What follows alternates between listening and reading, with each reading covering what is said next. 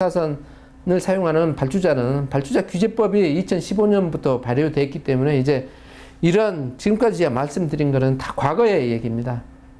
이제 2015년부터는 그러한 것들이 다 법령으로 재정비가 됐기 때문에 이제 과거와의 틀린 이제 비파기 검사가 이루어질 거다. 이렇게 저는 전망을 하고 있습니다.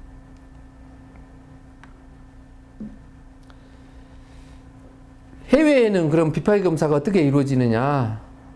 자, 국가적으로 실질적으로 관리를 하고 있습니다. 방사선 관련돼서. 그리고 비파기 검사는 3자 검사하고 똑같습니다. 우리가 얘기하는 감독관이나 비파기 검사, 인스펙터라고 하지 않습니까? NDT 인스펙터라고 표현을 해요. 외국에서는. 그러니까 검사원이라 이거죠. 검사해서 결과 주고, 그런 인스펙터인데 우리는 그 제조업의 하청에서 허드렛 일을 하는 단순 노동하는 그런 비파기로 돼 있다는 거죠. 그래서 외국의 비파기와 우리나라의 비파기는 정말 차원이 틀리다.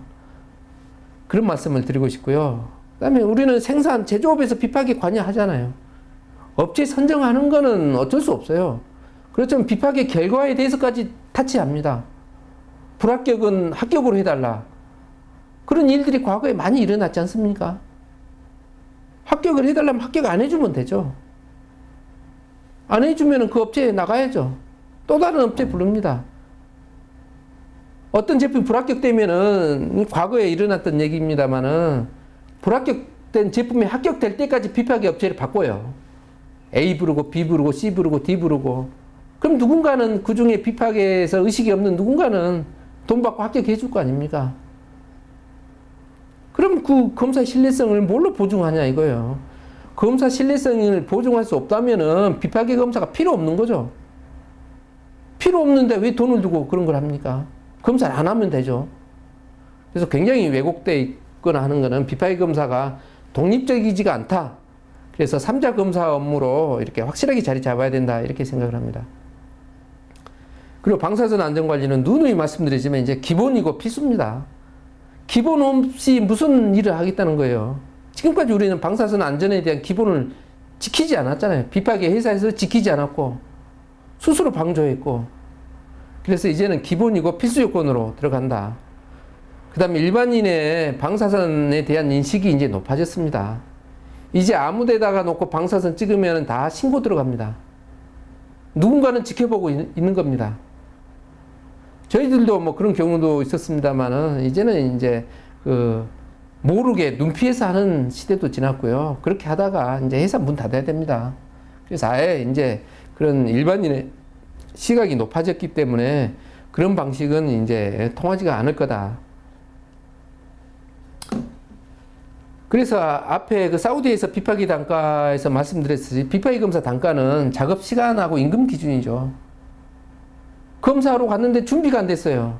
준비하는데 5시간이 걸려요. 뭐 5시간 기다려야 될 거 아닙니까? 그럼 다시 기다린 시간 임금 누가 줍니까? 그거 다 필요 없어요. 필름 찍는 단가만 줘요. 참 황무맹랑한 그런 구조죠. 방사선 작업도 2인이 한 팀이 이제 기본으로 이루어져야 되고요. 결국은 이제 2인 1팀이 돼야 되는데 왜 1인 1팀이 됐었냐, 과거에. 두 사람을 투입하면 두 사람 인건비가 안 나오는데 어떻게 두 사람을 투입합니까? 법에는 두 사람 투입하라고 됐는데 두 사람을 작업해 본들 단가가 싸기 때문에 한 사람의 생산량밖에 안 나온다는 거죠. 그러니까 한 사람 작업하는 거 아닙니까? 그래서 다 연동이 돼 있는 거지 하나를 가지고 이렇게 집중으로 할 수가 없다는 거죠. 그래서 RT 매수보다는 투입 인건비가 중요하다는 거죠. 같은 검사를 해도 ASNT 레벨 3가 한다든지 EN ISO 971가 작업한다든지 10년짜리 고경영자가 하면은 그 단가는 틀려져야죠. 어떻게 1개월 된 신입사원이 작업한 거하고 10년짜리 작업한 거하고 같은 단가가 형성되냐 이거죠. 그래서 해외에서는 비파기 검사자, 인스펙터는 비파기 검사원은 일반 직종에 비해서 30%가 임금이 더 비쌉니다. 임금이 더 높아요. 그러나 우리나라는 일반 직종보다 30% 이상 임금이 더 낮아요. 참 허무맹랑하게 임금 구조가 돼 있죠. 그 틈에 무슨 비파기가 제자리를 잡겠습니까? 그래서 임금이 높고 낮은 거는 경제적인 원리로 해야 되지만은 기본적으로 방사선을 다루고 자격증을 요하고 그런 까다로운 조건 때문에 임금이 비쌀 수밖에 없는 거죠. 그리고 해외에서는 비교적 고학력자들이 그렇게 조금 배운 사람들이 비파기 검사를 근무하고 있습니다.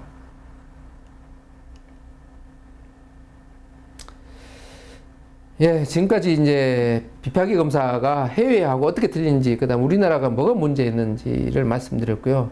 자, 세 번째로 방사선 규제가 그럼 앞으로 어떻게 변동될 거냐 하는 것들에 대해서 말씀드리겠습니다.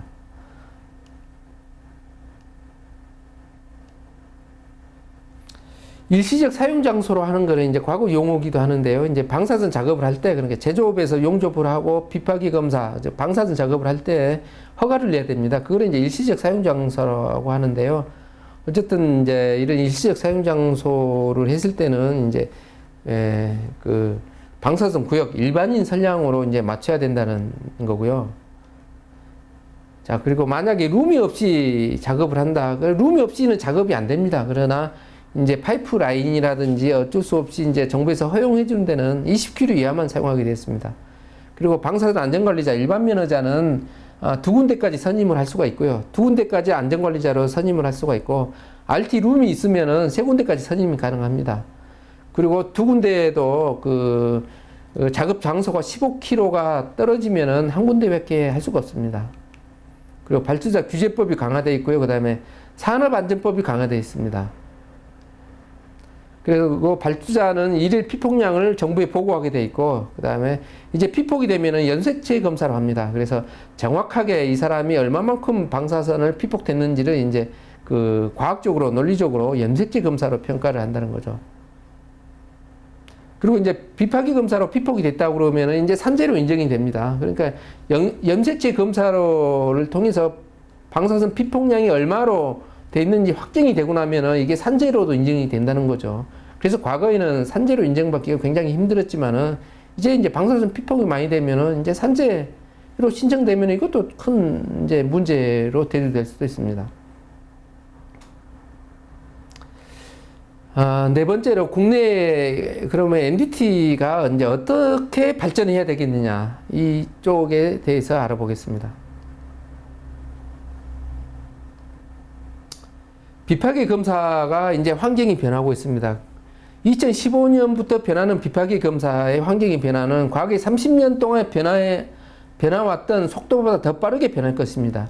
그래서 그 변화에 적응하는 데는 살아남고 변화에 적응하지 못하면 이제 도태되는 그런 시대로 이제 접어들었습니다. 그래서 방사선 안전관리는 이제 원리 원칙이 지켜져야 되는 그런 원칙화가 돼 있고, 국내라든지 해외 자격이 이제 모든 비파기 검사원이 자격증 없이 검사하는 시대는 이제 지났습니다. 그리고 임금을 적게 주고 이제 사람 구할 수가 없죠. 비파기 검사의 구입난은 일은 힘들고 야간하고 임금이 적기 때문에 그렇습니다. 야간하고 일이 힘들면은 그에 맞는 임금이 높아지면 관계없습니다. 근데 그 임금이 안 맞춰지니까 사람 구하기 힘든 거고, 앞으로 사람 구하기는 더 힘들어질 것입니다. 그래서 저임금 그리고 신입사원을 유지하는 것은 이제 힘들어질 거다. 그래서 결과적으로 임금이 올려야 되고, 임금이 오르기 위해서는 비파기 단가가 이제 바뀌어야 될 거다. 어떤 무허가 방사선 작업 이제 허용 안 됩니다. 그러니까 정말 모르게는 할 수 있겠죠. 음주운전 안 걸리고 다닐 수 있습니다. 언젠간 걸립니다. 걸리고 나면 폐망합니다. 방사선 무허가 작업 이제 폐망합니다. 분명하게 이제 그런 인식을 가지고 있어야 됩니다.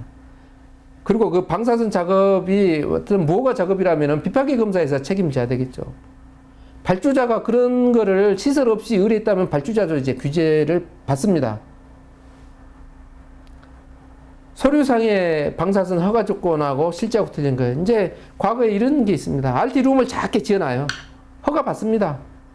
그리고 RT룸에서 안 찍고 밖에서 찍어요. 그러니까 서류상에서는 RT룸에서 찍는다 하고 실제는 밖에서 작업하고, 그거 사기치는 거 아닙니까? 이제 그런 거 이제 유지되지 않습니다. 정당하게 방사선 작업을 하려면은 그 공정에 맞는 RT룸을 지어야죠. 이제 눈속임용 RT룸 이것도 이제 유지되기가 힘들 겁니다. 그리고 이제 제작자, 즉 발주처는 이제 안전 방사선 안전하게 작업할 수 있게끔 환경을 제공해야 될 의무가 생겼습니다. 강화됐습니다. 발주자 규제법이 시행됐기 때문에 이제 행정 규제를 받습니다.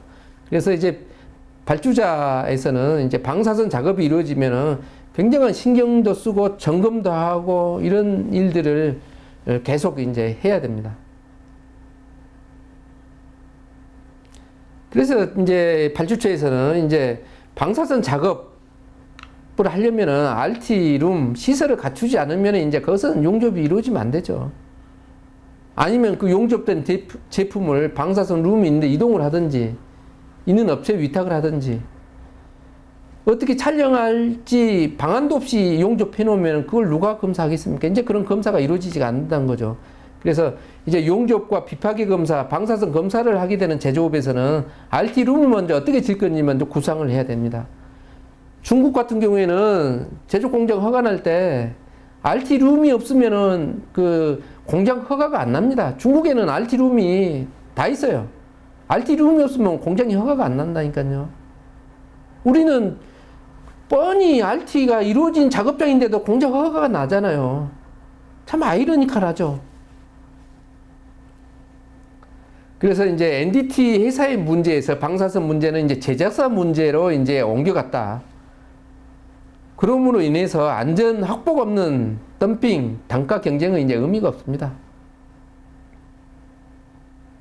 지금까지 이제 단가 경쟁이라는 게 뭡니까? 무조건 싼 것만 했잖아요.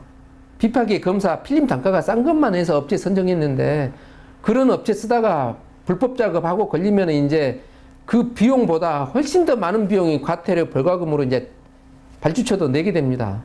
그래서 이제 그런 건 의미 없죠. 어떻게 보면은. 그래서 이제 특히 외국 공사를 수주하실 때는 비파기 검사가 어떻게 이루어지는지, 비파기 검사 자격이 무엇을 요구하는지, 또 이 검사를 하기 위해서는 인력 조건이 어떻게 돼야 되는지 이제 그런 걸 검토해 봐야 됩니다. 과거에는 비파기 검사가 무슨 검사를 이루어지는 뭐 공사 계약만 따옵니다. 그리고 그 요건을 갖다 비파기 검사 던져줍니다. 이제는 이제 그런 검토를 해야 됩니다. 방사선이 이루어진다면 정말 방사선 검사로 얼마 정도 시간이 소요되는지, 과연 그게 룸에서 작업 가능한지 안 하는지, 이런 거를 감안해서 이제 발주처도 수주를 해야 된다는 거죠. 방사선 작업장이 확보된 업체만이 이제 검사 의뢰를 해야 되고, 그 다음에 이제 과연 비파기 검사원이 자격이 유효한지 봐야죠. 인재 입사한 사람 투입해서 비파기 검사 한다면 그 검사 신뢰성이 있습니까? 그래서 이제 비파기 검사 단가가 업체를 결정하는 가장 우선순위였지만은 이제는 그 우선순위가 아까처럼 자격이라든지 방사선 안전이라든지 이런 것까지 감안해서 그런 걸 만족되면서 단가가 싼 업체를 선정하는 거지, 단순하게 이제 단가만 가지고 이렇게 선정하는 거는 데려주고 말로 이렇게 받을 수가 있습니다. 그래서 발주처와 비파기 검사 업체가 이제 그 관계가 변화해야 됩니다. 비파기 검사가 제조업체에 각과 을 관계 하청업체가 아니고 엄연한 3자 검사 업체로 전환을 해야 됩니다. 검사 독립 돼야 됩니다. 그래서 결국은 이 검사 업체가 낮은 비파기 단가로 비파기 검사가 낮다면은 그 검사가 충실하게 이루어질 그런 희망을 가지시면 안 됩니다. 돈 작게 주고